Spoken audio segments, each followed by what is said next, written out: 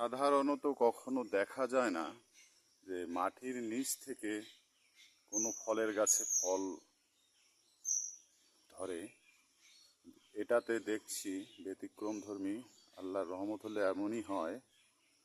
গাছটিতে দেখেন মাটি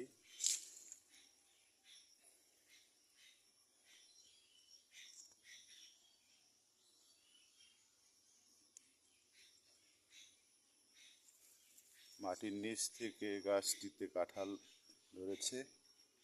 আল্লাহর রহমত বা আল্লাহর নিয়ামত যেটা বলা হয়।